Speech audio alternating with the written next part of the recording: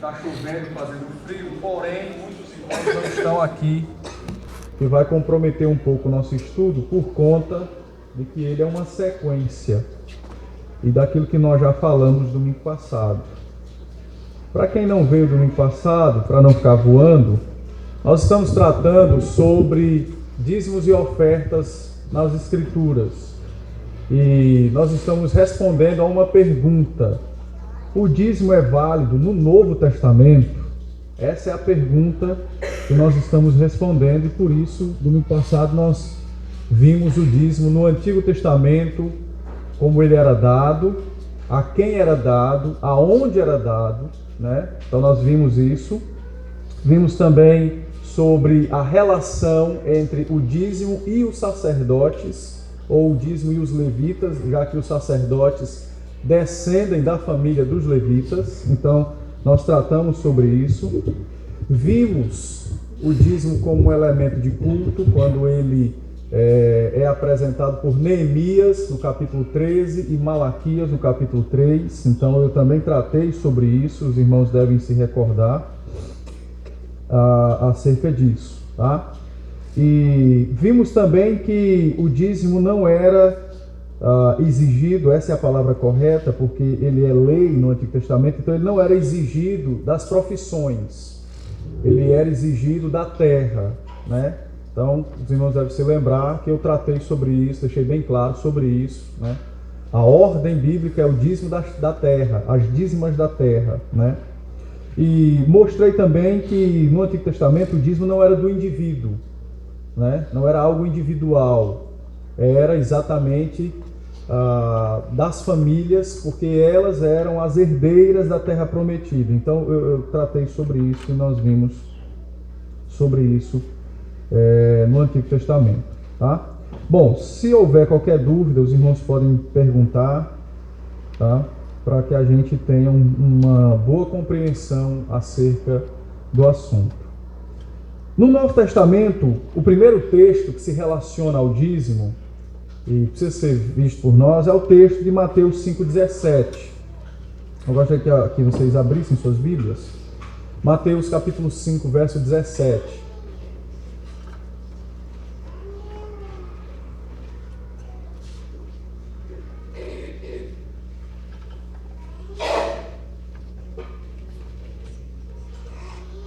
Mateus 5,17, o sermão da montanha, do monte, o Senhor Jesus diz assim: não penseis que vim revogar a lei ou os profetas. Não vim para revogar, vim para cumprir. Por que esse texto se relaciona ao dízimo? Porque geralmente quando se trata do dízimo, e quando se fala que ele é lei, era lei no Antigo Testamento, geralmente se usa esse texto para dizer, tá vendo? Jesus não veio para revogar a lei, ele veio para cumprir, ou seja, a ideia de que a lei ainda permanece. A grande questão que nós precisamos responder é: qual é a lei que Jesus está falando aqui? A lei no Antigo Testamento, ela se divide basicamente em três partes: a lei moral, os 10 mandamentos e outros mandamentos que são subordinados a ele; a lei cerimonial, que é a lei do culto do Velho Testamento, onde entra os sacrifícios, as ofertas de manjares, os votos, as leis de purificação, leis sobre lepra, leis sobre menstruação, sobre comida, tudo isso aí é lei cerimonial. E a lei civil, que é as leis que orientam a forma como o povo deveria viver. Então, se você tem um boi chifrador, mate ele para ele não chifrar outro. Isso é uma lei civil, tá? É um exemplo, né? Uma lei civil do Antigo Testamento, aplicada basicamente ao período do deserto. Tá com dor de barriga, você vai no banheiro, lá não tinha banheiro, então você tinha que ter uma pazinha na sua cintura para enterrar suas fezes. Então, isso é a lei civil, não é uma lei cerimonial, que não trata de culto, não é uma lei moral, que não se refere ao caráter de Deus. É uma lei civil acerca da vivência dos homens, de como a sociedade deveria se dirigir em várias áreas, né, da sua vida. Então, que lei Jesus está se referindo aqui quando ele diz que eu não vim revogar a lei, mas vim cumprir? Jesus está se referindo a toda essa lei. Ele veio cumprir toda ela. tá? Ele cumpre toda a lei, ele não veio abolir a lei. Entretanto, o fato de Jesus dizer que cumpre a lei significa dizer que nós não estamos mais sujeitos a ela. E isso aqui que deve ficar bem marcado no nosso coração. O pecador, ele não pode cumprir a lei, nem cerimonial, nem civil e nem a lei moral, por conta da sua inclinação para o mal. Jesus então cumpre a lei perfeitamente durante toda a sua vida e culmina com o Antigo Testamento, de maneira que agora os crentes do Novo Testamento cumprem a lei por meio de Cristo. Eles são habilitados a cumprir a lei por meio de Cristo, Cristo atua nos seus corações e eles cumprem perfeitamente nas suas vidas a lei do Senhor. Entretanto, nós precisamos nos lembrar o seguinte, que a lei cerimonial, como diz o apóstolo Paulo, ela era uma sombra do que havia de vir. Ou seja, ela era um prenúncio, uma placa de indicação. À medida que Cristo cumpre a lei, significa dizer que ela deixa de ser agora lei sobre nós. À medida que Jesus cumpre as leis rituais e a lei civil de Israel, significa dizer que agora os crentes não são mais obrigados a cumpri-la, porque ele é o que ela havia anunciado sempre. O apóstolo Paulo, escrevendo aos Gálatas, nós vamos ver isso no capítulo 3, ele vai dizer o seguinte: a lei é o aio, ou seja, o aio era o indivíduo que era o escravo que era responsável por educar os filhos. Então a lei era o educador até que Cristo viesse. Por esta razão, ela não tem mais, nós não estamos mais debaixo dela para cumpri-la. Jesus então não revoga a lei, ele cumpre a lei. E a partir do momento que ele cumpre a lei, nós então passamos a cumpri-la por meio dele. A lei cerimonial e a lei civil, elas perdem a sua eficácia a partir do momento que Cristo cumpre elas e elas caducam. Elas se tornam então agora caducas, obsoletas, por conta de que aquilo que elas anunciavam agora foi cumprido. Observe comigo que o Senhor Jesus, quando se refere a essa lei, que ele não veio revogar, mas cumprir, ele dá um bom exemplo daquilo pelo qual ele está falando no verso 17. Veja que ele diz assim: ouvistes o que foi dito aos antigos, não matarás, quem matar está sujeito a julgamento. Eu, porém, vos digo. E ele então reinterpreta ou interpreta de maneira correta o sexto mandamento, não matarás. Verso 27 em diante, Jesus vai tratar sobre o sétimo mandamento, não adulterarás, e por aí vai. Então Jesus está dando uma demonstração daquilo que ele está falando no verso 17. Ele não veio para revogar a lei, ou seja, ele não estava ali revogando a lei, mas ele estava exatamente cumprindo a lei. Quando ele diz que ele não veio revogar os profetas não trataram e não criaram leis cerimoniais, nem leis civis. Os profetas eram os pregadores, porque o povo estava quebrando as leis morais e por conta disso estavam pecando contra o Senhor. Então Jesus está dizendo que a pregação dos profetas e a lei, ele cumpre ela perfeitamente, cabalmente. E que a partir de agora os crentes na nova aliança são simplesmente, ou não são não, né? Mas devem viver essa lei ou cumprir a lei, mas agora por meio dele. Então vamos, em outras palavras, se é necessário sacrificarmos hoje, Cristo é o nosso sacrifício, né? Se fosse necessário, né? É necessário um ritual de purificação, o sangue de Cristo é o que nos purifica. Então é isso que Jesus está dizendo. E por conta disso, então, a lei cerimonial, ela caduca, ela deixa de ser necessária para as nossas vidas, porque ela apontava para Cristo e cumpriu-se perfeitamente em Cristo. Tá bom? Bom, o que é que esse texto tem a ver com o dízimo? É que quando trata-se sobre o dízimo, que diz que o dízimo é da lei cerimonial, o pessoal olha para esse texto e diz: está vendo? Jesus não veio para revogar a lei, ele veio para cumprir. Se levarmos esse argumento adiante, então ainda é necessário que hoje nós tenhamos um sacerdote, porque ele fazia parte da lei cerimonial e ele não veio revogar, veio cumprir. Ainda é necessário os sacrifícios de bichos e por aí vai. Então, só para entendermos um pouquinho quando trata sobre essa questão da lei, tá? Dúvidas? Não. Um outro texto é o texto de Mateus 23, 23. O texto de Mateus 23, 23 é o texto onde o Senhor Jesus está censurando a vida dos escribas, dos fariseus. E ele diz o seguinte, Mateus 23, 23. Ai de vós, escribas e fariseus, hipócritas, porque dais o dízimo da hortelã e do endro e do cominho, e tendes negligenciado os preceitos mais importantes da lei, qual é a justiça, a misericórdia e a fé. Deveis, porém, fazer estas coisas sem omitir aquelas. Esse texto é um texto também que é usado para tratar de dízimo no Novo Testamento, pela afirmação do Senhor Jesus em dizer, deveis fazer estas coisas sem omitir aquelas. Vamos entender um pouco esse texto para ver se é isso que Jesus está dizendo.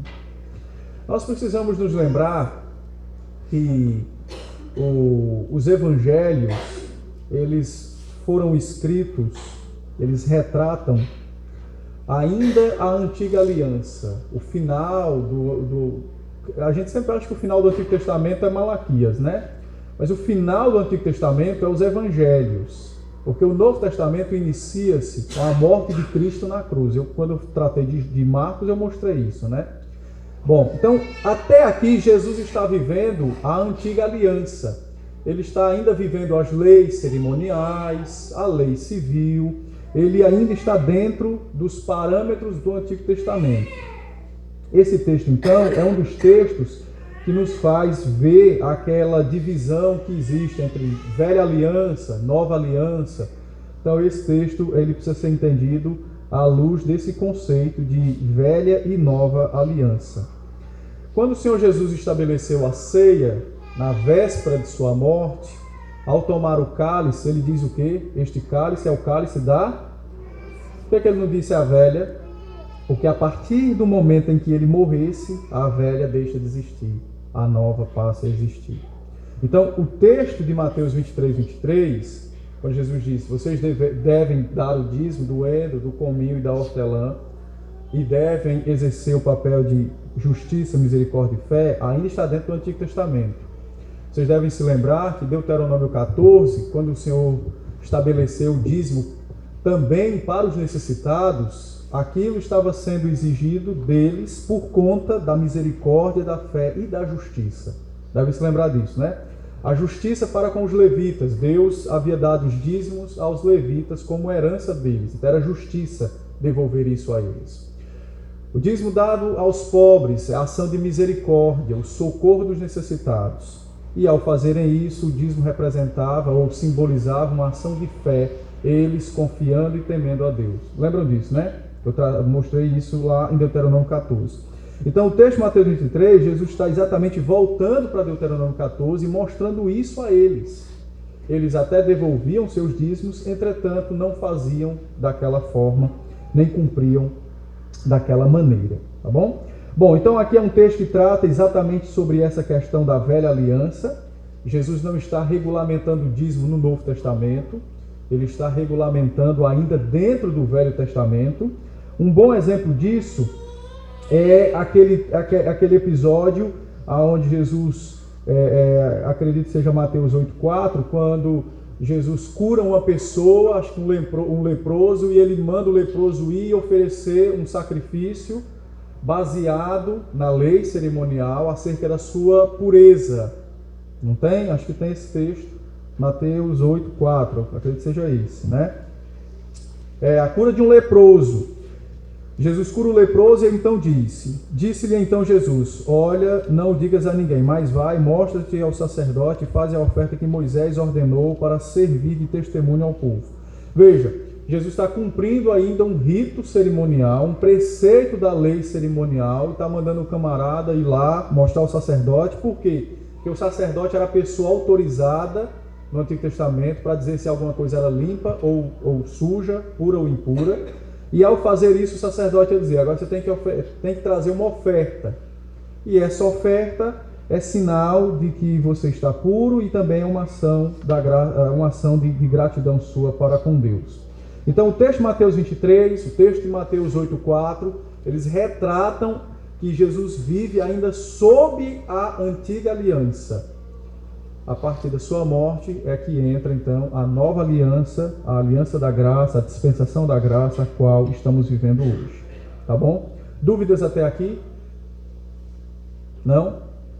Então, o texto de Mateus 23, Jesus está falando do dízimo dentro da antiga aliança. Tá? Oi. Quanto à questão, né? Eu nunca. Agora que eu estou assimilando essa questão do Novo Testamento, né? Eu não tinha ainda essa percepção. Mas quando Cristo ele começa a instruir, né, no Sermão do Monte aí, isso já se torna válido às vezes na questão das instruções que ele dá aí, ou só se torna válido após a morte dele? Não. Entendi. O que eu estou dizendo não é que o que Jesus disse antes da morte não tem validade não, nem o Antigo Testamento não tem validade, não é isso não. Eu estou mostrando o seguinte: para entender aquilo que está registrado na Bíblia, nós precisamos discernir que há um período de mudança, de transição do Velho Testamento para o Novo Testamento. Então, por exemplo, como é que Jesus manda que o leproso fosse sacrificar, mostrar-se a sacerdote, se ele mesmo é o próprio Filho de Deus? Então, para responder essa pergunta, a resposta é que ele ainda está debaixo da antiga aliança. O Sermão do Monte, ali é o caráter dos cristãos, que era exigido tanto no Velho Testamento como no Novo. O Sermão do Monte, na verdade, a pregação de Cristo ali, era aquilo que sempre o Antigo Testamento anunciou e que agora o Novo torna claro, dá luz a isso. Tá? Hoje à noite eu vou pregar em 1 João, vocês vão ver. João disse que Jesus trouxe um mandamento, né? Amar o próximo.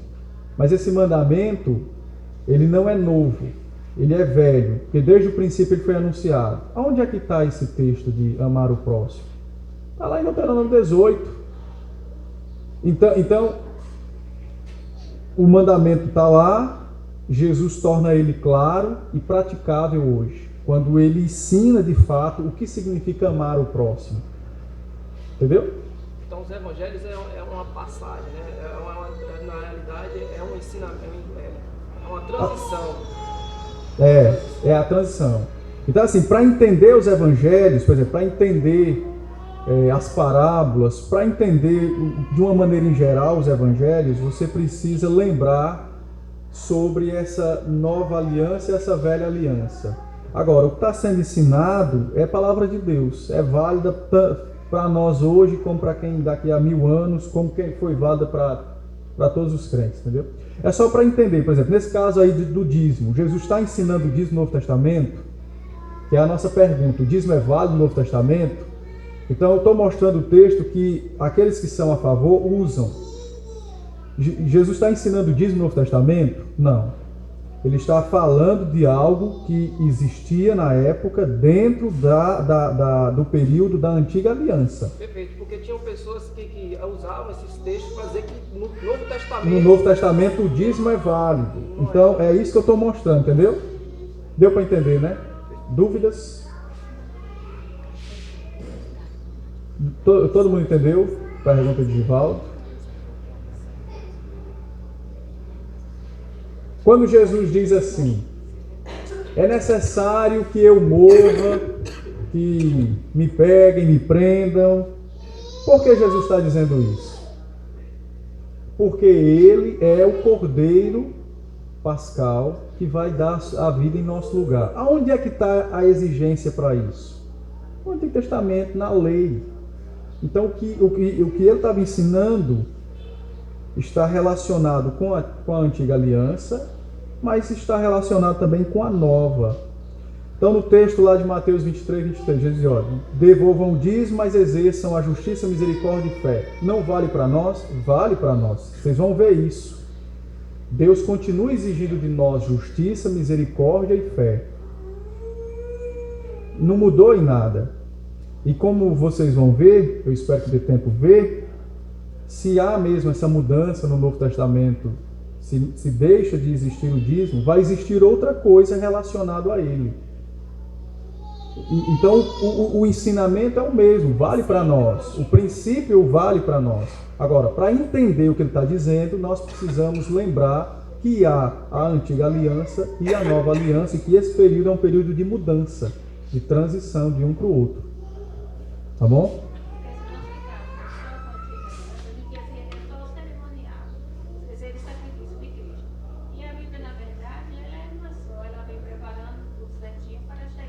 Para chegar no momento de Cristo na cruz. Exatamente.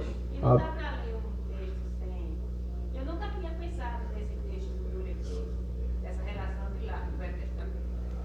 Eu já li reli, já ouvi pregações e tudo, mas nunca tinha atentado para esse detalhe.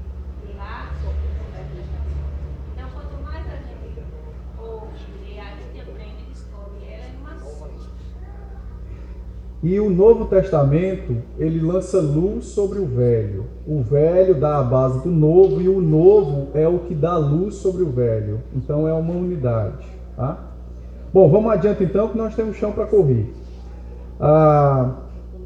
Uma coisa que a gente precisa então entender sobre isso, né? Pegando ainda o texto de Mateus 23.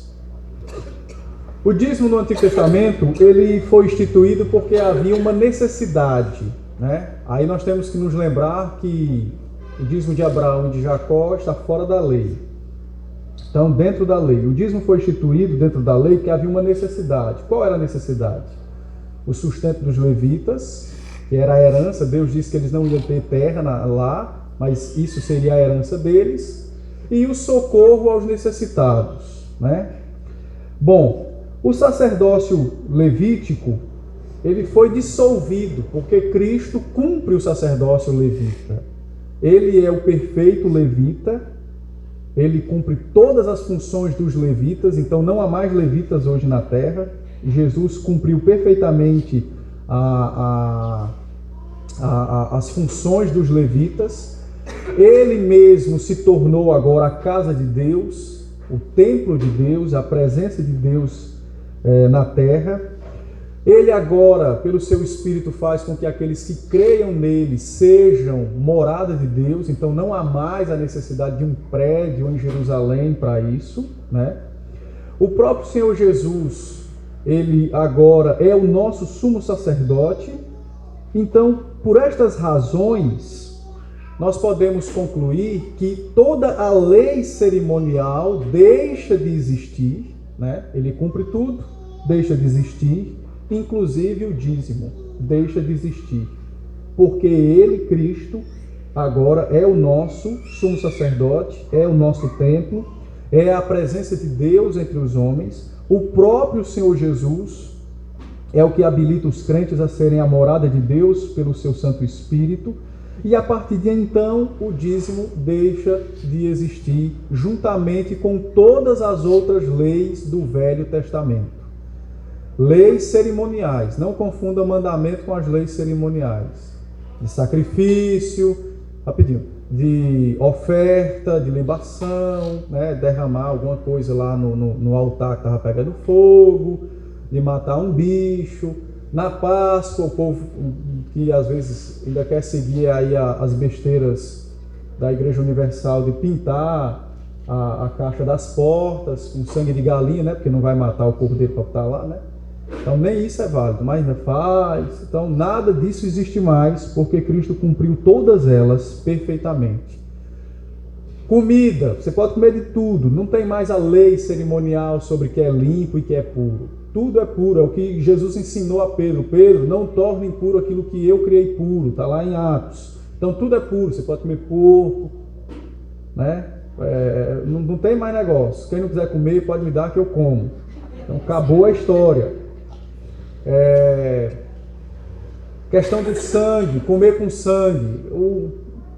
Se você quiser comer o sangue, pode comer. A Bíblia não faz questão disso. A lei se cumpriu. O que você tem que ter cuidado é para cozinhar bem o sangue, porque ele tem impureza, para você não pegar uma doença. Mas fora isso... Não, levita varria a igreja, fazia tudo, né? Que mais? As festas, tudo cumpre-se plenamente em Cristo Jesus. Tá bom? Dúvidas até aqui, Aurora? Deu.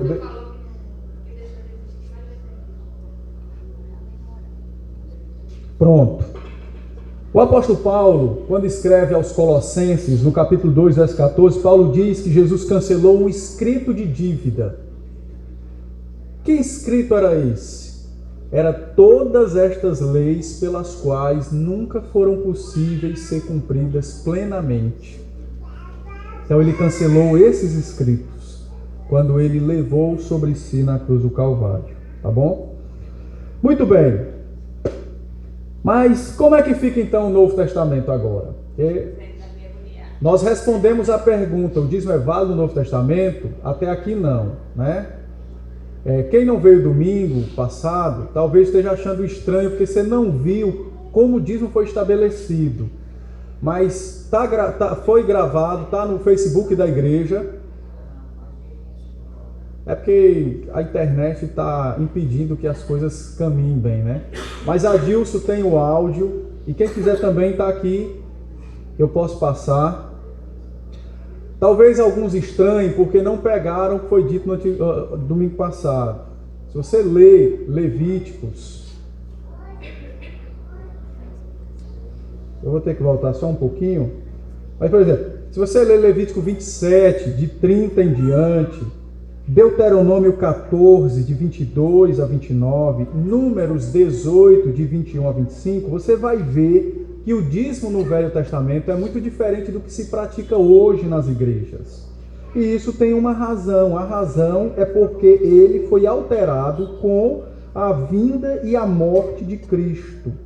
Tá? Houve uma mudança. E é essa mudança que eu estou tratando com vocês. Tá bom? Então não se choquem se quando eu disse que o dízimo não é mais válido no Novo Testamento. O dízimo veterotestamentário, do Velho Testamento, tá bom? Bom, quanto a essa questão de leis, eu acho que todo mundo está ok, né? Porque eu preciso passar adiante para tratar dos textos que falam sobre o dízimo. Tá bom. Qualquer coisa, se vocês quiserem mais alguma coisa sobre lei, a gente vê sobre isso, né? Agora, vamos para Hebreus. O texto de Hebreus é o texto que nos esclarece sobre essa questão.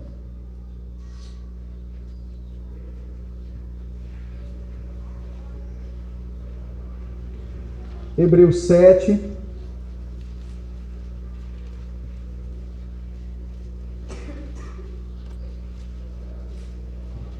Eu vou ler o texto o capítulo todo trata sobre o sacerdócio de Cristo, como ele é superior ao sacerdócio de Melquisedeque. Então não vou poder ler todo o texto, mas só para vocês entenderem sobre isso, né? Vamos lá. Vamos ler alguns versículos para podermos caminhar bem. Então, Hebreus 7.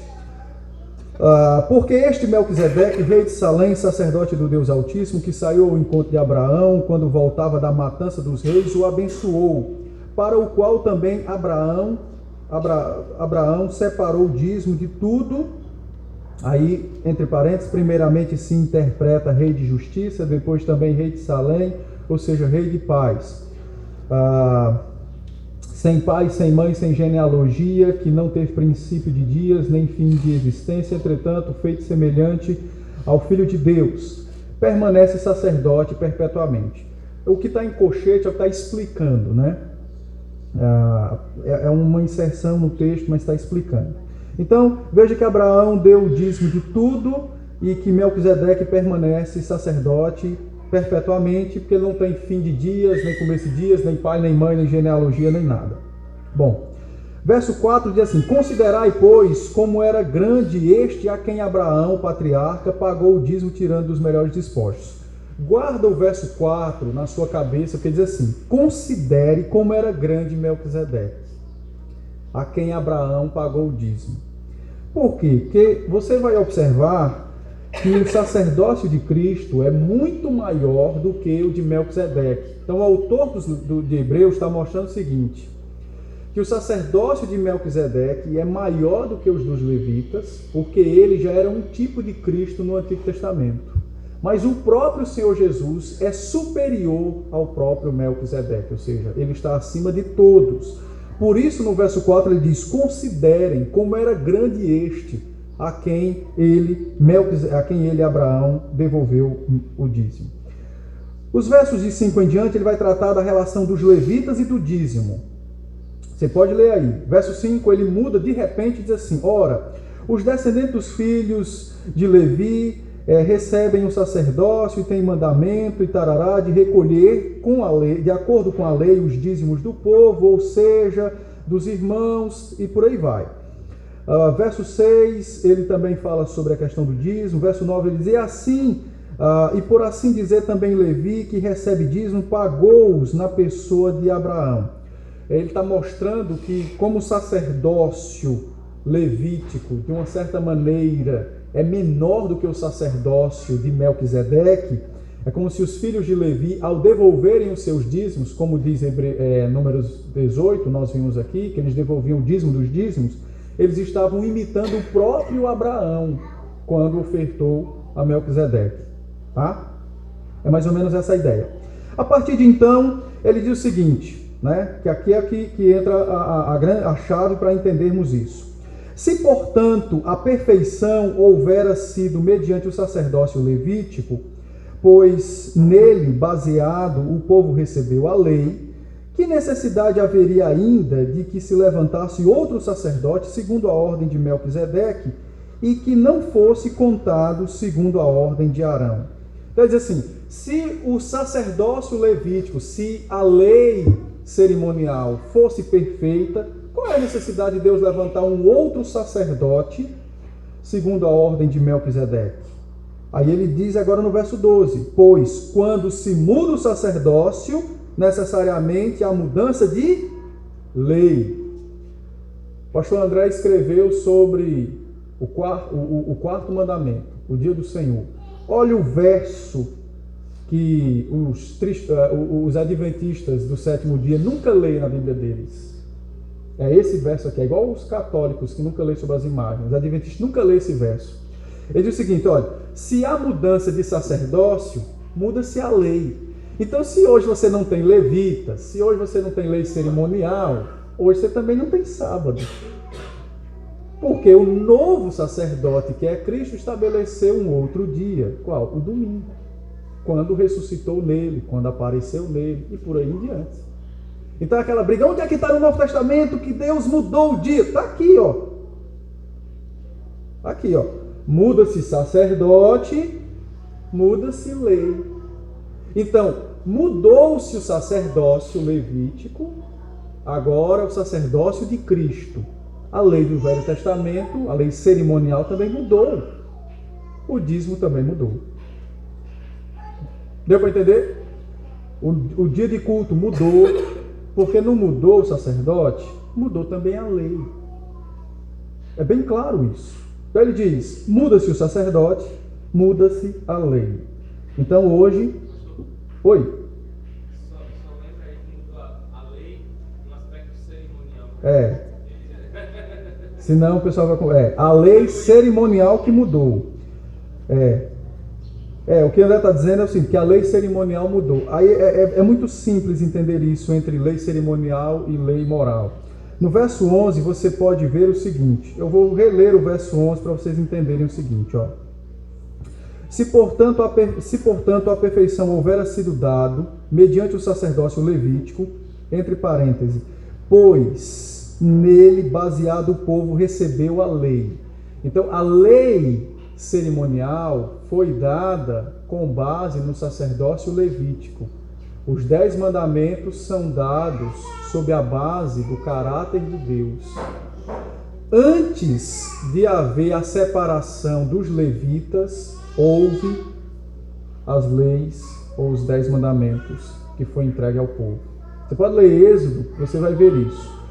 Antes de Deus consagrar os levitas para ser agora os seus trabalhadores no seu templo, Deus deu os 10 mandamentos.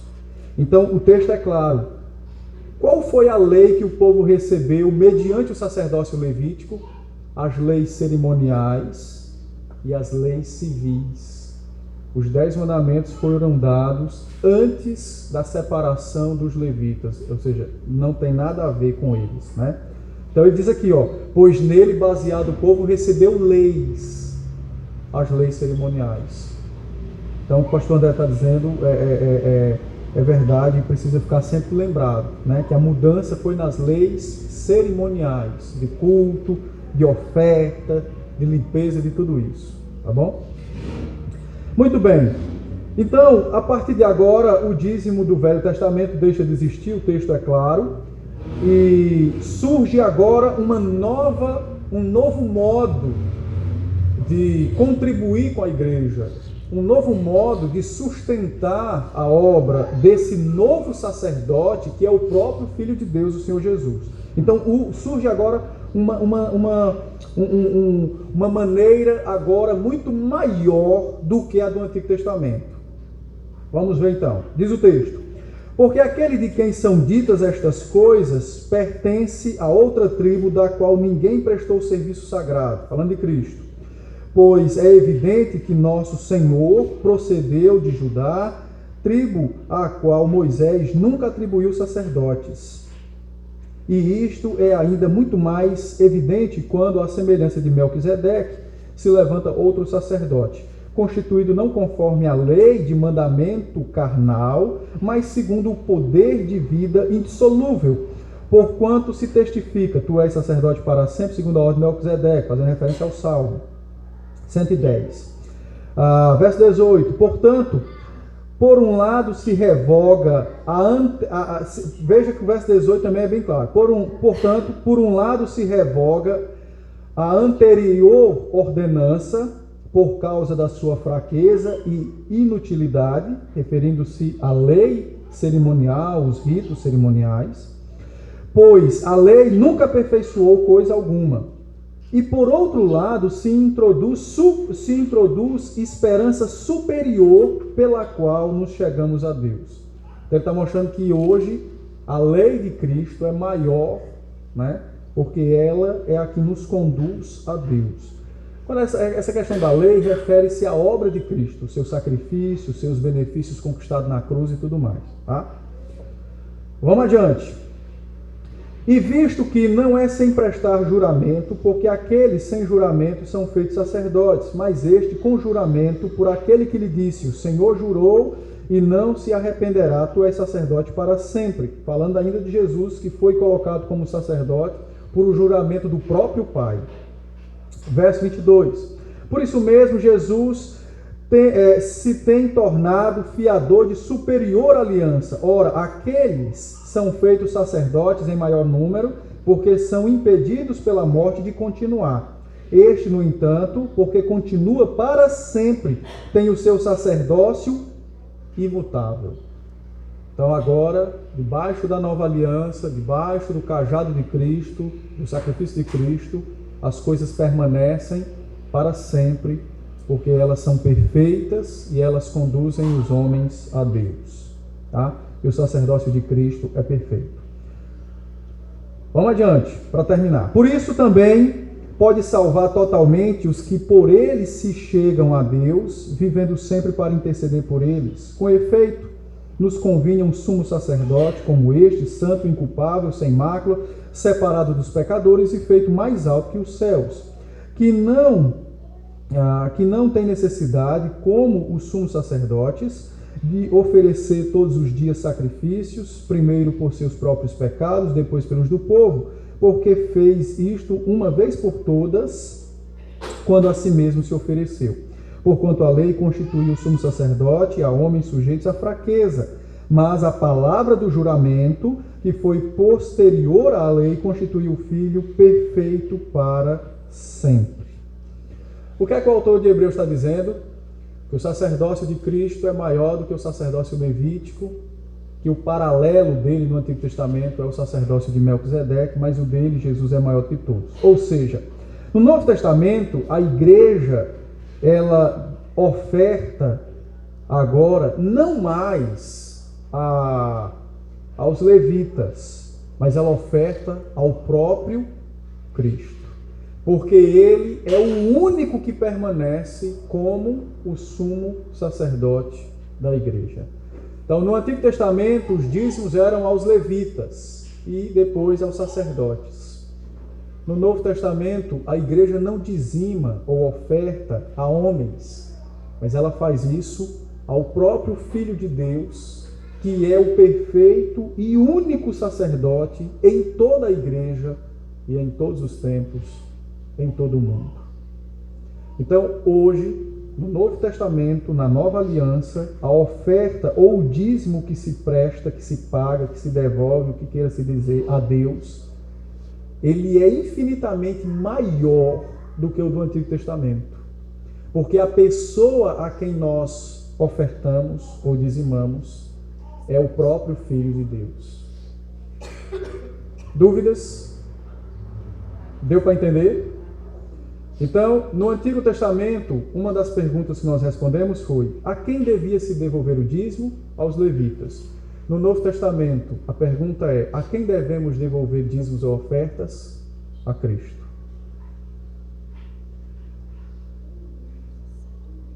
Tá ok?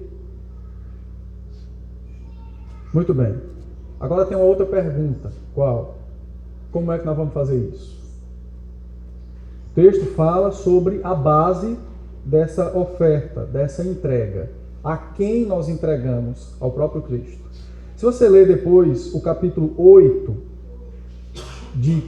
desse mesmo livro de Hebreus, você vai ver isso mais claramente. Mas nós não temos tempo.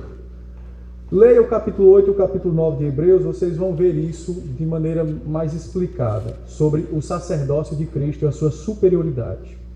Eu quero então passar agora para como é que nós vamos fazer isso. Bom, nós vamos agora para 1 Coríntios.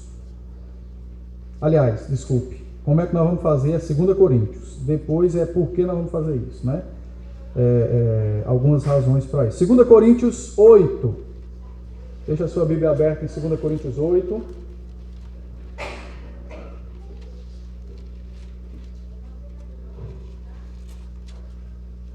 Segunda Coríntios 8. Bom, então a igreja no Novo Testamento, ela oferta a Jesus Cristo, o sumo sacerdote, uma oferta de amor. No Antigo Testamento, apesar de ter amor no coração de quem fazia aquilo, de quem dava o dízimo, mas você tem o peso da lei. No Novo Testamento, nós não temos mais o peso da lei, mas temos agora o peso do amor, que é para com Cristo, Salvador e Filho de Deus, sumo sacerdote. Tá? Bom, 2 Coríntios 8. Eu vou ler aqui alguns versículos, depois a gente vai meditar sobre eles de maneira rápida. Então vamos lá. 2 Coríntios 8 diz assim: também, irmãos, vos fazemos conhecer a graça de Deus concedida às igrejas da Macedônia. Paulo está escrevendo aos Coríntios, né, na Ásia, falando dos macedônios na Acaia. Então Paulo diz assim: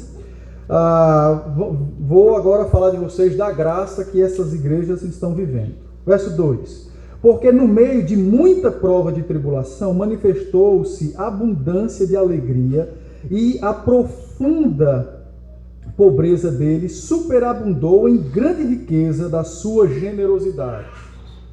Então veja que Paulo está mostrando a situação econômica daquela igreja. O povo é pobre, o povo está atribulado, mas isso não foi desculpa para não ofertar na igreja do Senhor. O povo estava vivendo com dificuldades financeiras, sobre muitas perseguições, e Paulo diz: sabe o que aconteceu com aquele povo? Eles transbordaram de generosidade e de alegria. Essa ideia, eu sou pobre, não vou ofertar na igreja, meu amigo, isso não cola. Não cola.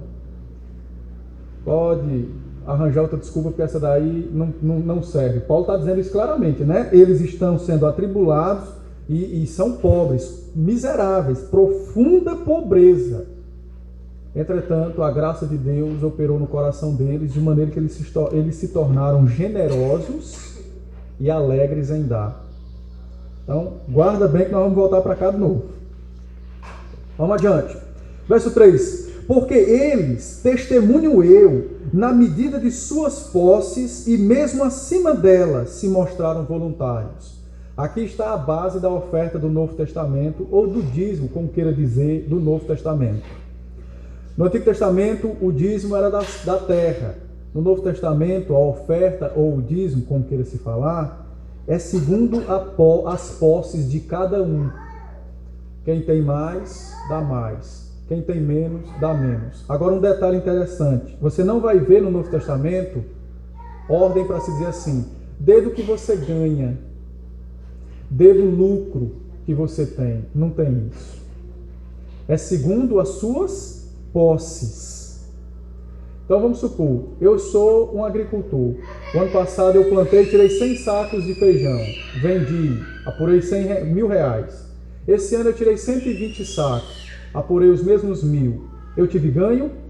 Não. Mas eu tenho posses. Então eu tenho que dizimar. Eu tenho que ofertar. Não interessa. Não é sobre lucros.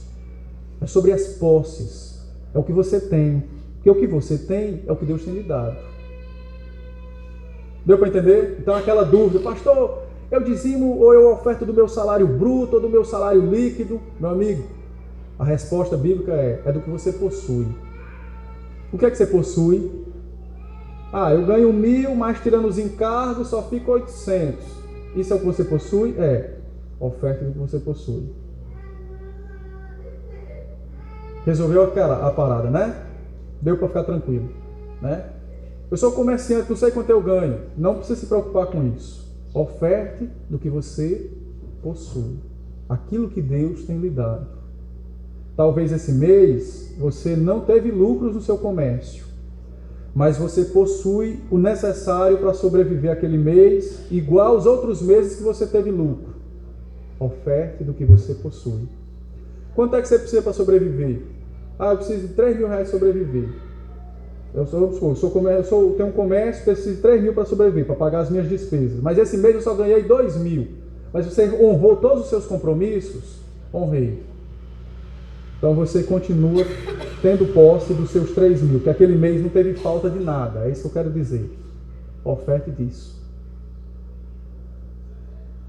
Não é do que se ganha, é do que se tem. Deu para entender? Então, às vezes a gente tem lá um dinheiro na poupança, esse dinheiro rende. É o que você tem? É.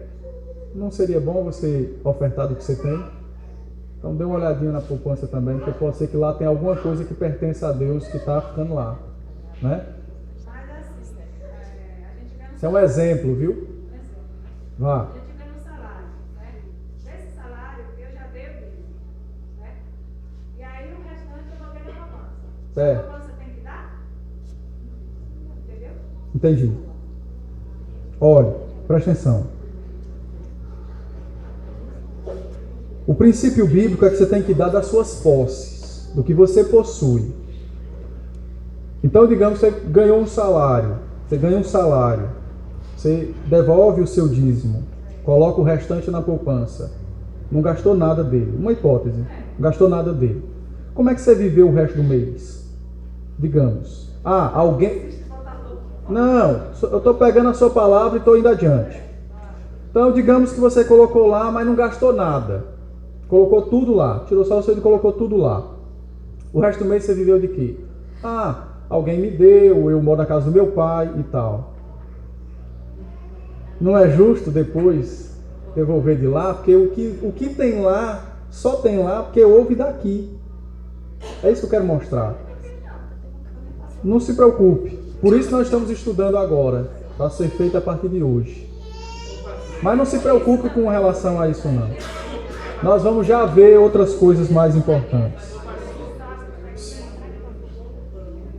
Digamos que eu ganhei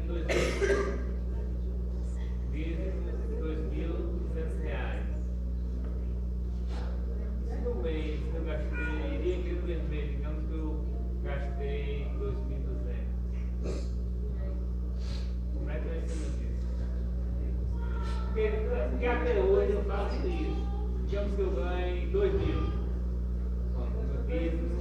Entre no vermelho, no azul, qualquer coisa que seja, são R$200. Entendi. Ficou aí. Pronto, vou lhe dizer agora. Muita dúvida aí. Pronto. Olhe, eu vou responder a pergunta de Fred fazendo uma outra pergunta. Quando nós temos um cartão de crédito para pagar, que falta o dinheiro, o que a gente faz? Eu não estou... Calma aí. Eu já vou responder sua pergunta. Eu só estou fazendo uma outra pergunta para pensarmos. Bom, a gente corre atrás, não é verdade? Tá certo, tem que honrar seus compromissos. Por que a gente corre atrás? Porque você tem juros, seu nome vai para o SPC e tudo mais. Certo? Você tem que fazer isso, é um dever seu pagar suas contas. Por que eu estou fazendo essa pergunta? Porque todas as vezes que a gente se aperta, de onde é que a gente quer tirar o dinheiro para tirar a gente do aperto? Dos dízimos, das ofertas. Por quê? É isso que Paulo está tratando aqui. Eu vou já tratar da questão de quantidade. A gente botou o boi à frente da carroça, a carroça à frente do boi. A quantidade, ela vai depois ser tratada. Veja que Paulo está tratando aqui disso. O povo talvez não estivesse ganhando nada, mas estavam sendo generosos e alegres em dar. Então, assim, não é todo mês. Às vezes, todos nós passamos por esses apertos. E não é todo mês. Mas eu acredito que às vezes Deus nos dá alguns apertos para testar até onde vai o nosso coração e a nossa fidelidade. Entendeu? Eu não estou sendo insensível, não. Agora, algumas vezes falta em nós um pouco mais de devoção ao Senhor. Como, por exemplo, colocar aquele aperto em oração, pedir à igreja. Eu vou já mostrar isso, que a igreja tem que socorrer os necessitados. Talvez naquele mês você seja um necessitado. Mas falta isso em nós. Tá? Falta isso em nós. Colocar em oração aquela dificuldade, os gastos.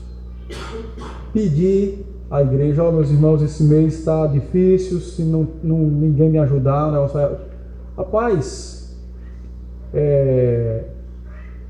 isso às vezes os apertos vêm exatamente para Deus estimular em nós o amor uns aos outros, socorrer os necessitados.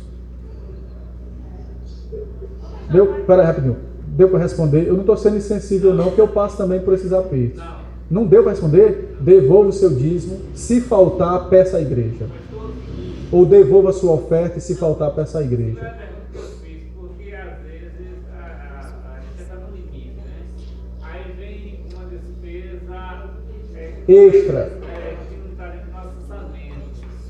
Aí, por exemplo, eu ganho 2.000, 1.800 é meu, meus ministros, 200 é do Senhor. Bom, fico 1.800, mas muitas vezes acontece, às vezes, eu entrar no vermelho e se necessário fazer vale para dar o dízimo.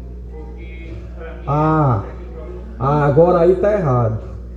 É porque eu já entro no dízimo fazer o vale para. Não, aí está errado. Porque na minha mente até o que eu aprendi hoje, é que, por exemplo, eu ganho 2.000. Pronto. Aí muitas vezes vem aquela. Entendi. Não, não te entendi. Do que tem. Não. Entendi. Não, aí está errado. Você não pode comprometer o bem, a estrutura da família, a vida da família para dizimar. Não pode. Eu vou mostrar isso aqui. Porque você não está mais debaixo da lei, mas agora da graça. Então você não pode. Se você toma vale para devolver o dízimo, não pode. Agora, se isso é um mês, por exemplo, durante um ano, acontece isso uma vez ou outra, um mês, onde você se aperta, é uma coisa. Mas se você pega um vale de um mês para o outro, no outro daquele mês você já vai estar no aperto, e no outro vai seguir. Então isso é uma bola de neve. Não. Eu faço isso por conta de que eu quero Não, aí não. Aí nesse caso aí, se corre o risco de comprometer o bom andamento da família, não pode. Não pode.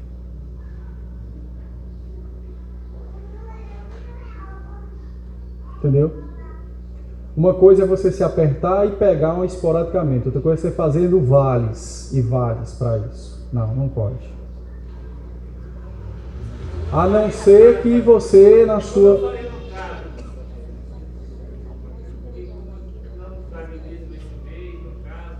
Não devolva. Ore, peça a Deus, não devolva. Corte gastos para que nos próximos meses você continue. Mas às vezes pesa bastante, Eu sei, mas a questão é a seguinte: se nós fizermos a ferro e fogo, pegando o exemplo de Fredson, nós estamos agora substituindo a graça pela obrigação. E não pode acontecer. A graça é maior do que o nosso dever. Eu tenho que ofertar e dizimar pela graça, por amor a Cristo, e não pelo dever. Entendeu? E não pelo dever. Então vamos supor, você está lá as suas contas, está tudo direitinho, houve um imprevisto naquele mês, é um imprevisto que lhe impede de ofertar, de dizimar. Você tem que ficar tranquilo, Deus não conhece as suas contas? Ele sabe das suas contas, ele sabe que você não está sendo irresponsável com a administração. Isso não é infidelidade. Agora, está lá as suas contas, você gasta demais, você gasta com o que não deve, você pinta e borda e chega no final do mês sem ter o dízimo, aí é um pecado. E aí você está fazendo mau uso do que Deus está lhe dando. É diferente. Entendeu? É diferente.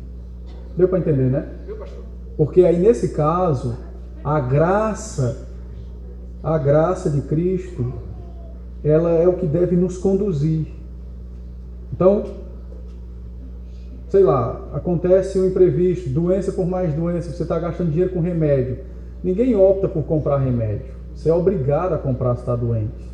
É diferente da televisão, que você pode adiar e comprar só quando puder. Remédio não. Então, nesses casos específicos, vou já mostrar isso. Você tem a permissão divina de não ofertar naquele mês. Agora, nesses casos, né? No caso do indivíduo que pinta e borda, faz o que bem quer e chega no final do mês liso, aí não. Aí é outra história. Rapidinho. Respondeu? Respondeu? Mas assim, se há peso no coração, é sinal de que você dá com alegria. Então ore por isso. Ore por isso. Não existe ninguém melhor do que Cristo para conhecer a nossa vida, os nossos dilemas, as nossas situações. Ninguém melhor do que Ele conhece o nosso coração. Se há peso no coração de não ofertar, ore por isso. Ore por isso. O que você já fez, eu já fiz também. Aqui Rutinaldo que está de prova aí. Já teve com o ano passado para fazer o meu curso lá no Mackenzie, e depois surgiu uma série de doenças aí, eu me apertei e eu peguei com o Rutinaldo um dinheiro para devolver a minha oferta ao Senhor. Mas por quê? Porque nos outros meses eu ia me equilibrar e depois cobrir aquilo. Porque eu senti que não podia deixar faltar. Mas aí é outra história. Meu exemplo não serve para ninguém. O que serve é a palavra de Deus, que é quem nos norteia e nos guia. Espera aí, vamos devagar. Neto, última chance, porque o tempo urge. Eu quero debater esse negócio da poupança, porque eu tenho... Esqueça a poupança, Neto. Vamos para frente. Assim, para que é que a gente tem poupança? Faz uma poupança. Para guardar, suprir as necessidades. Exatamente, na hora de uma aperto. Isso. Então, eu faço a receita da frete. Ah. Certo? Ó, se Então, escuta. oferte a ele quando ele tiver. Eu faço a Terezinha 2000. E o socorro ao necessitado. Mas aí, caso ele fazer a coisa dele, como eu faço a minha, eu ganho R$700. Aí o que acontece? Bora, ligeiro. Vai, a rocha. Pronto. Eu tenho a minha poupança. Como eu disse, eu dízimo 7.000. A minha receita, eu tenho as pessoas. Eu tenho um salário mínimo, lá em casa nunca faltou nada, graças a Deus. Com pai, eu fui pai e mãe. Hoje eu vivi mais de um ano sozinha. Eu tive uma irmã que falou pra minha cara: olha, você vai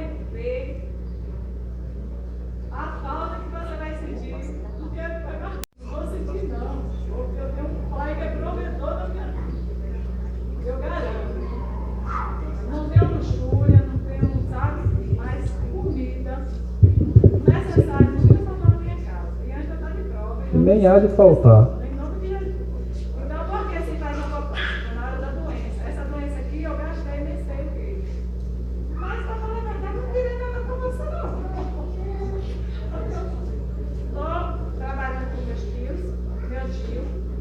Eles estão pagando o meu convênio para eu não perder, porque meu convênio é R$300, pagar o convênio. Mas eu disse a Deus, Senhor, meu convênio em primeiro lugar é o Senhor. Se tiver de tirar, faço o necessário. Não, paguei, agora surgiu a oportunidade de eu ganhar o meu convênio, que as meninas estão pagando. Pronto, tranquilo. Isso é graça de Deus. Então a poupança é o seguinte, quando eu precisar eu vou usar, se não fica lá. Pronto. Quando eu falei da poupança, é daquilo que se... E pronto, é isso aí. Mas não para neguinho ficar vestindo saltos ou vestir, Não vai, estudando a crise de oferta. Vamos andar. Mas foi bom. Espera aí, quem foi? Diga, filha. Lá em casa, eu sou assim, ele não é. E assim, eu trabalhava, hoje eu não trabalho mais, eu estou em seguro. E ele veio montar um negócio que ainda eu que estou segurando poucas coisas em casa. Ele fala, você tem que. Eu digo, não, mas o do senhor é separado, não mexe pra nada. Assim, porque ele entrou nessas coisas. Ele fez um cálculo errado. Eu tenho que manter a casa e passar por cima do prejuízo. Não, a casa precisa, meu marido calculou errado, mas eu que tenho que cuidar. Eu digo assim, porque ele que era o provedor. Até então, mas eu disse, mas se eu deixar, porque a pessoa não tem dinheiro, ela acha que não fica sacrificada. Só que para mim, não é uma obrigação para mim é um dever. Pela graça mesmo que Cristo provém, mesmo com todas A dificuldade. não vim com falta. E o meu que se tornou, ele riu mesmo. Às vezes eu sou pressionada a desistir, e eu não desisto de manter aquele lá separado que é de Deus, e de Deus, de Jesus se toca e não toca mesmo. É pecado você Não. criar uma luta assim com. Não, porque aí é exatamente o que eu estou dizendo foi o que você disse. Você tem alegria em fazer isso. Não é. O que não pode acontecer hoje é de fazermos isso por obrigação, por força da lei. É algo que é do nosso coração. É gratidão a Deus por aquilo que temos. Eu acabo pagando aquela conta, ele vai, quando ele tiver condições de pagar, ele vai fazer outra dívida, e eu fico devendo o seu, entendeu? Eu digo assim, eu não vou pegar a conta dele, pagar aquela obrigação dele e tomar para mim a obrigação dele, porque eu sei que quando ele tiver, ele não vai fazer o sacrifício de devolver vontade própria, eu vou ter que incentivar, dizer não, me devolve aqui, porque eu usei do Senhor, e assim, tudo que a gente dá ao Senhor tem que ser com prazer. Exatamente. Com alegria. Diz, Givaldo, rápido. 1 minuto. Então, essa questão, eu entendi que a gente, todo mundo já errou, né, nessa área de contribuição, porque muitas vezes uns davam por obrigação, por conta que tinha ainda aquele peso da lei nos seus corações. E também, assim, eu entendi também essa questão de por exemplo, tem um mês, às vezes nós como crentes devemos examinar o nosso coração no sentido de dar. Às vezes você passa o mês endividado naquele mês por conta de alguma coisa que você comprou, algum bem que você comprou. Aí eu estou trazendo para o meu exemplo, não estou dando exemplo. Aí às vezes você chega, rapaz, esse mês eu estou cheio de dívida. Mas na realidade o que você está comprando e o que você tem em bens, seja às vezes no pasto, ou seja dentro de sua casa, ou num terreno seu, aquilo ali é como se fosse uma poupança. Então na realidade, às vezes você quer podar seu dízimo ali naquele mês por conta disso, você tem que ser justo, né? Muitas vezes o que está acontecendo com o nosso coração é que a gente está querendo se encostar naquilo que a gente conseguiu. Não, olha a minha situação como é que está esse mês, mas às vezes você tem que olhar para trás, olhar para o que você tem, para o que você conseguiu diante do ano, e você vê que aí você talvez vai ver que você não está tão miserável, você não está numa miséria total como às vezes a gente costuma falar. Entendeu? Às vezes tem coisas lá, tem gorduras bem localizadas para queimar. Muitas vezes queremos, às vezes, nos justificar diante de Deus isso. É isso que eu entendi essa questão da poupança, né? Que você tem que pegar da poupança, independente disso. Você tem que ver, você tem que examinar e ver direitinho o que é que está acontecendo com as suas finanças. Porque às vezes a gente tem que trabalhar, que as nossas finanças não é só no mês, é durante um ano. Às vezes a gente faz um compromisso para conseguir alguma coisa durante um ano. E quando chega no final do ano a gente vai dizimar do que a gente conseguiu, muitas vezes a gente esquece. Né? É verdade. Por isso que o princípio do Novo Testamento de dizimar ou ofertar não é do que se ganha, é do que se possui, conforme as nossas posses, exatamente para resolver todas essas questões. Júlia, tinha pergunta?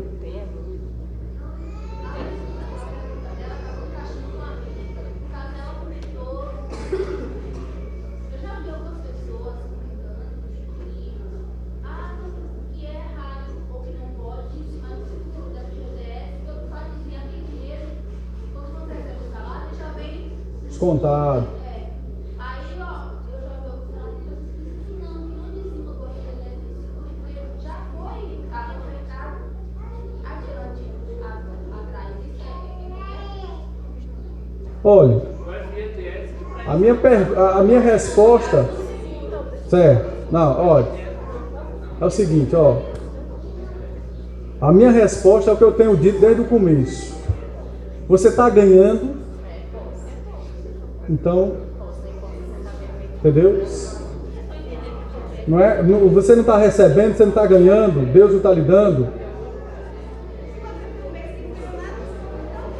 Exatamente. Mas se nesse mês você tem um dinheiro,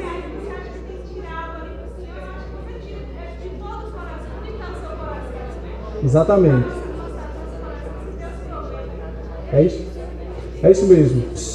Então, assim, esse negócio de FGTS, INSS, rapaz, a resposta para isso é o seu ganho naquele mês, é o que você tem para suprir suas necessidades?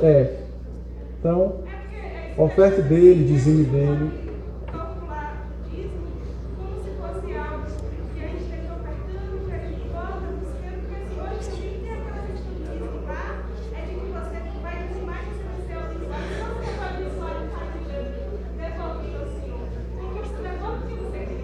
Lógico. E assim, lembrar que a oferta, o dízimo, ele não é um imposto. Não é um imposto. Imposto é taxado sobre coisas específicas. Dízimo e oferta não é imposto. É uma atitude de adoração de um crente que é grato a Deus por aquilo que Deus tem lhe dado. Então, isso é a maneira pela qual devemos fazer. Tá? Se o dinheiro vem do FGTS, do seguro-desemprego, sei de que, parará, não tem problema. O importante é que Deus está nos dando com que Ele nos suprir naquele tempo e que cabe a nós, em atitude de adoração, agradar, mostrar nossa gratidão ao Senhor por isso. Tá? Bom, vamos adiante, que o tempo urge. Então, a igreja da Macedônia, mesmo diante da sua pobreza e da sua perseguição, ela superabundou em alegria e em generosidade. Paulo é testemunha disso, né? E eles pediram no verso 4, veja que está aí o verso 4, capítulo 8, 2 Coríntios, eles disseram assim: pedindo-nos com muitos rogos a graça de participarem da assistência aos santos.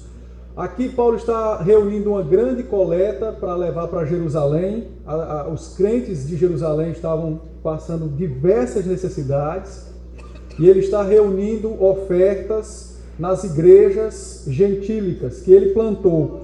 E a igreja da Macedônia pediu com rogos, mesmo com a sua pobreza, mesmo com as suas tribulações, implorou para que ela pudesse participar da necessidade aos santos.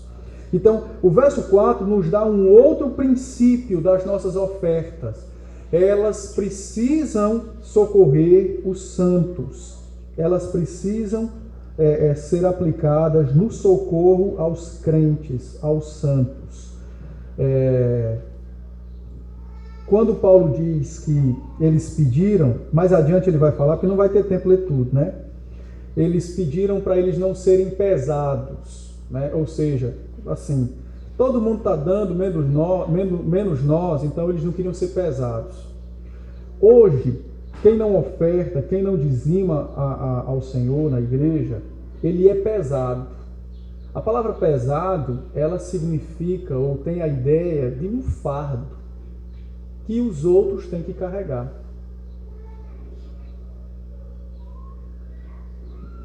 Estão entendendo? É um fardo. Agora, aplicando com o que Paulo ainda vai dizer, que a gente não leu, mas vai dizer. A ordem bíblica é de o amor uns para com os outros. E eu manifesto meu amor para com o meu irmão, sendo pesado na vida dele. Aí eu vou dar um exemplo. Digamos que nós precisemos fazer aqui na igreja, vamos supor, a gente vai fazer uma reforma na igreja. Pode ser feito outras coisas. Vamos botar o forro. Nós não temos dinheiro para colocar o forro do que se arrecada mensalmente. Vai ter que fazer o quê? Uma oferta. Quem já não dizima nem oferta, também não vai dar lá. Quem sempre dá é quem vai dar. Como é o nome disso? Sobrecarga, peso. Vai sobrecarregar os que já sustentam mensalmente a obra de Deus para fazer aquilo, que vai atrapalhar nas finanças, que vai impedir de outras coisas. Estão entendendo? As igrejas da Macedônia pediram com rogos para elas contribuírem, para que a oferta não fosse pesada só para os outros, não fosse pesado para os outros fazer aquela ação de misericórdia com os irmãos de Jerusalém. Então, muito claro, e isso eu vou repetir mesmo para deixar bem claro. Antes de vir para cá, o preço do Tinaldo foi o intermediador da minha vida, né? Então, quem não gosta de mim pode descontar nele, né? Então, o Tinaldo, a gente conversava e tal, e aí eu perguntei, Tinaldo, e como funciona? Como é que está a questão das finanças da igreja? Não, pastor, a nossa igreja tem algo que é belíssimo. 80% da igreja é dizimista. Eu disse, rapaz, isso é bom, mas é ruim. Porque os 80% carrega a igreja sozinho. E os outros 20% é o fardo, é o peso. É o peso mesmo. Então, talvez hoje alguém aqui precise, por exemplo, comprar uma roupa. Ele não pôde comprar. Isso é um exemplo. Não pôde comprar roupa, porque ele é grato e alegre em ofertar. Mas por que ele não pôde comprar? Porque talvez naquele mês, aquele dia de comprar aquela roupa, ele preferiu doar à igreja. Está correto. Mas só houve essa necessidade porque alguém não fez o seu papel como crente, de ser grato a Deus em ofertar ao Senhor. Então fez o quê? Tirou dele. Eu não estou questionando a gratidão em fazer isso. Eu estou colocando que as ocasiões que surgem dentro da igreja para ofertas, coletas e tudo mais, é somente porque alguns não são gratos ao Senhor. E por isso não ofertam e não dizimam. Estão entendendo? É ou não é um fardo? É um fardo. E pesado. Não vai dar tempo de terminar, mas eu vou fazer. Eu estava fazendo as contas lá em casa. Nós temos no hall 110 membros. Digamos que dos 110, 90 são realmente membros da igreja. Os outros 20 estão lá só no papel, né? Mereciam mesmo uma canetada boa de exclusão. Mas nós temos todo um processo, que eu vou já ler para vocês, a Constituição, que não permite fazer de uma hora para outra. Vamos supor que esses 90 membros, mensalmente, eu estou botando um pelo outro, Tem quem dá mais, tem quem dê menos. Vamos supor que esses membros mensalmente ofertassem ou dizimassem ao Senhor R$100. Vai dar 9.000, né?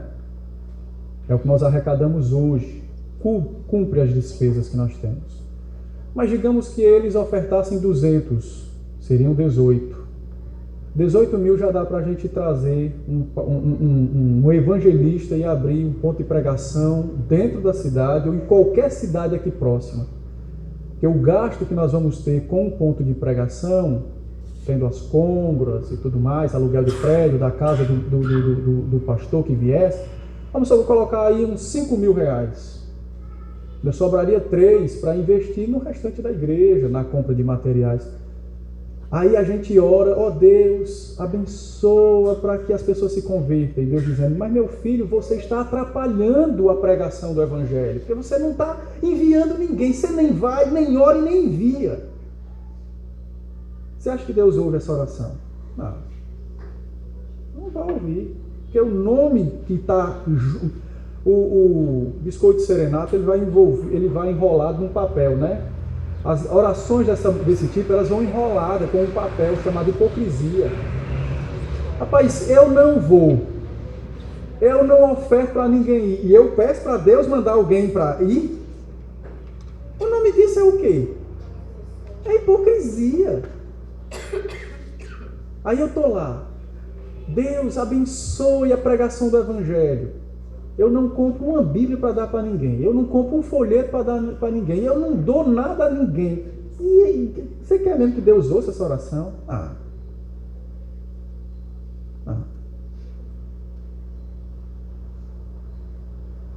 Aí a gente vê os números alarmantes, né? Na 20 de abril tem não sei quantas pessoas, uma multidão de meninos drogados. Aí a gente vai orar por eles. Tá certo. E faz o que por eles? Nada. Aí essa oração Deus vai ouvir. Como meu povo é caridoso, ele tem pena daqueles meninos que estão perdidos. Deus vai olhar e dizer assim, rapaz, eu estou para te matar, miserável, porque você não faz nada. Não faz nada, não contribui para nada, ainda chega me pedindo. Vai catar licuri na roça. Aí a gente vê o pessoal passando fome. Ora, Deus abençoe e tal. Domingo tem a retirada dos donativos. A sexta mal cobre o fundo. E aí a gente ora. Deus, levanta pessoas para ofertar na sua casa, enquanto as mãos e os bolsos estão trancados. Levanta, Deus, pessoas para ofertar na casa do Senhor. E nós estamos amarrando os nossos bolsos, trancando a carteira, botando até o escorpião dentro dela. Por favor. Vai pro salão, gasta 200 reais. E não tem coragem de dar R$10 na igreja. Tá correta. Uma vez, rapidinho, eu ouvi uma vez o Silas Malafaia dizendo uma coisa que é a coisa mais verdadeira no mundo. Ele estava dizendo com outros interesses, mas o que ele disse era verdade. Que oferta para crente é nota de R$1. Aí não existe mais, agora é de 2. Mas nós tiramos com todo o bom gosto do nosso coração, com toda a alegria que temos, assim, com toda a disposição de alma. Você dá R$50 numa pizza. Não estou dizendo que está errado comer pizza, não. Mas veja que a alegria de um não é a do outro. Não é a do outro. A gente taca R$3,50 numa coxinha que você não sabe nem como é que fez. Enquanto vai ofertar na casa do Senhor, é catando aquelas moedas no fundo, tirando até do cofre dos meninos, que ia aí para poder dar na igreja. É assim. Meus irmãos, às vezes a gente fica se perguntando por que hoje a igreja é o que é no Brasil inteiro. É porque falta fé, é porque falta avivamento. Não falta nada disso. Nada disso. Deus continua avivando a igreja dele. Todo dia tem alguém se convertendo na igreja de Cristo no mundo. O nome disso é avivamento. Sabe o que está faltando? É nós simplesmente entendermos o que devemos fazer e fazer. tirar essa preguiça do nosso coração, da nossa mente e fazer. É claro. Essa falta de disposição em agradar a Deus com as ofertas, ela está lá na falta de agradarmos a Deus com a nossa devocional diária. Ela está lá na nossa falta de oração. Por que as reuniões de oração vêm 3 pessoas, 4 pessoas? Porque a grande maioria acha que a oração é uma coisa monótona. É uma coisa que não chama a atenção. Orar não chama a atenção.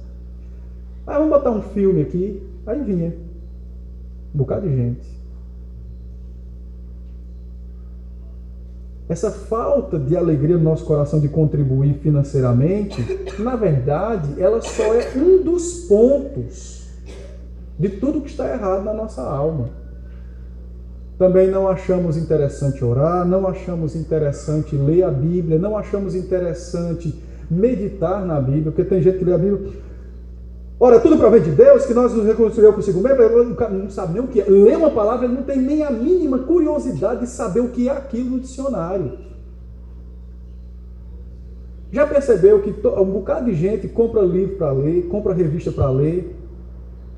Agora, se você for ver os livros que compra, juntando um, não presta nada. Não vejo ninguém comprar livros mais profundos para estudar, para ler. Deus levantou homens em toda a história para escrever. Mas eu acho que está faltando da parte dele levantar pessoas para ler. Não vê. Assim, percebam que uma coisa, na verdade, é somente a demonstração de uma série de outras coisas que está errado. Por que alguém não acha agradável vir à igreja, por exemplo, no domingo? É porque ele não acha agradável ler, orar, ofertar. Ele acha isso aqui uma perda de tempo ou uma coisa secundária. É muito simples. É muito simples. Isso é uma coisa secundária. Enquanto nós não aprendermos a sermos como a igreja da Macedônia, abundantes na alegria e generosos, ricos em generosidade, não vai ter mudança espiritual, física, não vai ter não, meu filho, pode crer nisso. Pode crer nisso. Por que a maioria dos filhos dos crentes hoje está tudo no mundo? Não estou culpando ninguém. Estou botando no geral, botando um bocado num saco e dando nó. Façam uma avaliação. Será que os nossos exemplos não têm atrapalhado a graça de Deus na vida dos nossos filhos? Tem. Um dia Deus, se for eleito, Deus vai chamar, mas tem. Será que a nossa falta de disposição em ir à igreja vai incentivar o meu filho quando crescer a ir à igreja? Não vai, não. Meu filho nunca me vê lendo a Bíblia. Eu digo, meu filho, vai ler a sua Bíblia. Ora, você acha que eu nunca leio a Bíblia em lugar nenhum, nem na igreja eu leio a Bíblia? O meu filho vai ser a pessoa mais incentivada do mundo a ler a Bíblia. É assim que vai ser, é? É assim que vai ser. O pessoal vai ficar, o meu filho vai ser morto pela leitura da Bíblia. Ele ama ler a Bíblia e o pai dele odeia. É assim que vai ser. Você acha que os nossos filhos vão ser estimulados a crer em Cristo se eu dou pouca importância para Cristo? Hoje é o dia do Senhor, nós vamos à igreja, aí chega um vizinho, rapaz, vem aqui, não sei o quê. Não, amanhã nós vamos à igreja. Hoje... Quem é a pessoa mais importante? Cristo ou aquele vizinho? O vizinho. É o parente que chega e por aí vai. Cristo deixou de ser o centro da nossa vida. Vamos ofertar e dizimar na igreja. Ele vê o pai dele sempre tirando 2 contos da carteira. Mas gasta 30, 50, 100 reais em outras coisas. Esse menino vai ser uma pessoa altamente incentivada a contribuir na igreja. Vai. Ele vai. Ele vai. A gente vive descendo a lenha uns nos outros, falando mal dos outros. Esse menino vai ser incentivado a ter uma boca santa, a falar a verdade, a amar o próximo. Vai, ele vai. Ele vai. A gente vive descendo a lenha nos missionários e nos pastores, que não faz nada, que não trabalha. Esse menino vai ser incentivado a ser um missionário e um pastor. Ele vai ser incentivado a ser vagabundo, né? Na cabeça de muitos. Ele vai muito. Se você juntar tudo isso aí, a única coisa que você está incentivando ao seu filho é odiar a Cristo e a igreja, porque a igreja é uma perda de tempo, é um lugar que engana as pessoas, Cristo faz de conta, porque meu pai me fala tanto de mudança de coração e não acontece nada com o dele. Então é porque Cristo não faz nada. Aí ele faz de conta. É igual falar de Papai Noel que cresce e descobre que é uma mentira. Foi assim a vida inteira. O pessoal falando de Cristo, Cristo é Salvador. Ele cresceu e descobriu que era uma mentira. Por quê? Porque ele fez uma comparação com a vida dos pais e o que foi dito. Não, mas o que é dito não é nada do que ele fez. Então, o nome disso é mentira. Aí ele vai seguir a igreja, amar a igreja, desejar estar na igreja, cultuar a Deus, ler a Bíblia, orar, ofertar. Ele vai querer o céu. Vai não, meu filho. Ele vai preferir o inferno do que o céu, porque ele foi ensinado a preferir o inferno do que o céu, porque foi o nosso testemunho de vida, foi a nossa prática cristã, foi como nós apresentamos Cristo a ele. Não vale a pena ser crente, foi o que nós dissemos a ele. Não vale a pena ser crente. É melhor pintar e bordar e esperar para ver o que é que vai dar. Mas não vale a pena ser crente. Foi o que nós ensinamos. É isso que vai acontecer. Porque tudo isso é o reflexo daquilo que nós cremos, né? E é exatamente como nós temos ensinado os nossos filhos. Então, está na hora de nós acordarmos. Nosso tempo já foi embora, mas eu quero concluir dizendo o seguinte. Quinta-feira, domingo que vem eu termino com outros textos e tal. Verso 11 do capítulo 8 de 2 Coríntios diz assim: completai agora a obra começada, para que assim como revelastes prontidão no querer, assim a leveis a termo segundo as vossas posses. Paulo disse que aqueles irmãos tiveram prontidão no querer e ofertaram, dizimaram segundo suas posses. Se você não tiver prontidão em querer fazer isso,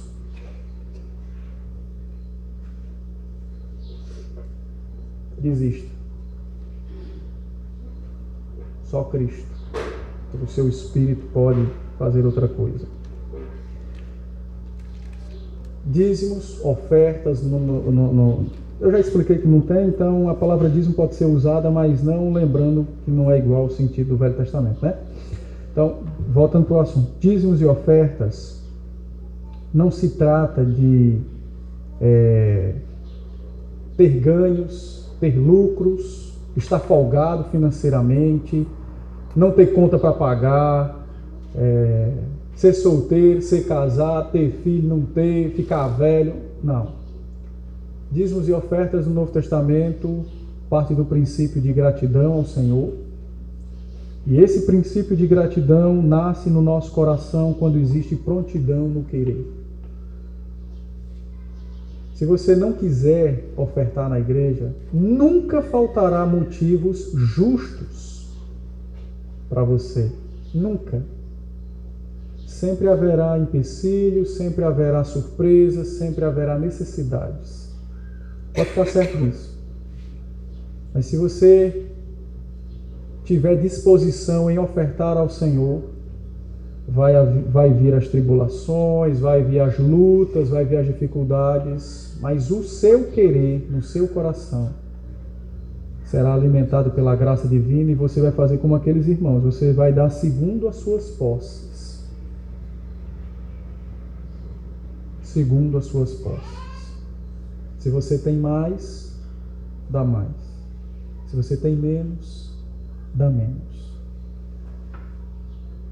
O coração de quem dá muito, quer. De quem dá pouco, também quer. Deus não está olhando para a quantidade dos dízimos, nem das ofertas.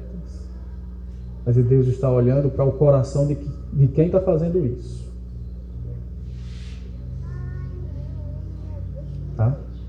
de quem está fazendo isso.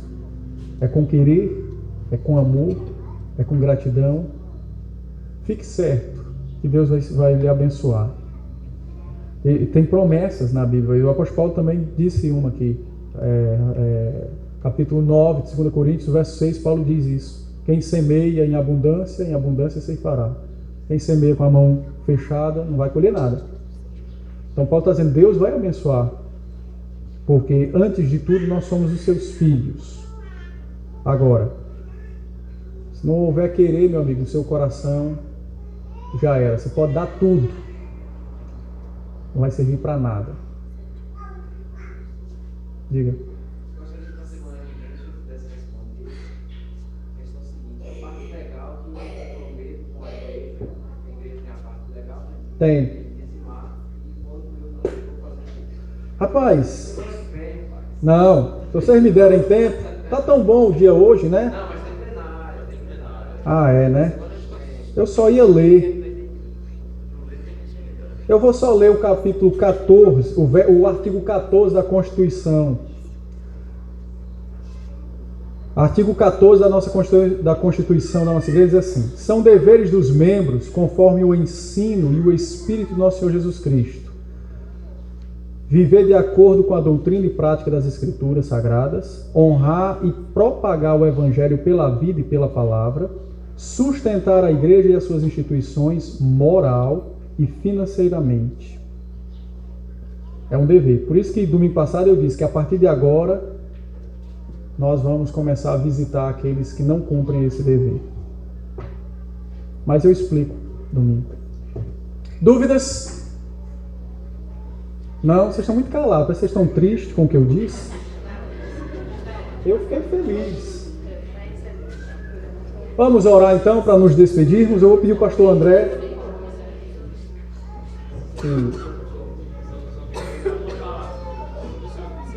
Diga aí. Uma palavrinha que precisa ser lembrada em relação a dízimos e as ofertas, chama-se primícias. Quando o irmão coloca como primícias, as outras coisas vão se ajustando mesmo. Mas se não colocar, vai pegar. É verdade. Vamos orar então? Deus amado, nós te louvamos, porque nessa manhã o Senhor concede o privilégio de poder estar na tua casa. Ó Deus, no dia reservado para a tua adoração, nós nos reunimos para aprender mais do Senhor, viver uma vida de fidelidade ao Senhor, que te agrade. Ó Deus, eu quero te agradecer pelo privilégio de poder que o Senhor levantou aqui nessa igreja para ensinar a tua palavra. Ó Deus, para que os irmãos sejam esclarecidos, Senhor, da tua verdade, e assim coloquem em prática no viver. Ó Deus, nós te agradecemos porque o Senhor tem provido essa igreja e sustentado até aqui, ó Deus. Nós sabemos da necessidade de avançar. Quanto essa cidade tem crescido e essa igreja permanece aqui sem nenhuma congregação. Eu quero te pedir nessa hora que, por meio desse estudo que foi dado, o Senhor abra o coração dos nossos irmãos para então entender a missão, ó Deus, de levar o Evangelho, ó Senhor, a todos aqueles que não conhecem. Ó Deus, para que de fato se integrem à igreja com fidelidade. Se juntem, Senhor, como uma só igreja do Senhor em todo o mundo, para anunciar a tua palavra. Ó Senhor, corrige aqueles que porventura até aqui não entenderam essa verdade, que a partir de hoje possam mudar, ó Deus, e desfrutar, ó Senhor, das delícias que o Senhor tem prometido para nós. Abençoa, Senhor, cada dia mais, fortalecendo, ó Deus, que a tua palavra, ó Deus, seja o alvo, que a tua palavra seja, Senhor, o guia, que a tua palavra seja a orientação, Senhor, para este povo aqui nessa cidade, que de fato eu amo também essa cidade, desejo ver grande transformação aqui. Que o Senhor, ó Deus, possa continuar movendo homens, como o reverendo Renê, para trazer aqui a palavra do Senhor, viva, verdadeira e eficaz. Então, Senhor, por favor, abençoe essa igreja cada dia mais, abençoe os meus irmãos, abençoe todos nós, para que possamos viver no teu serviço, fazendo a tua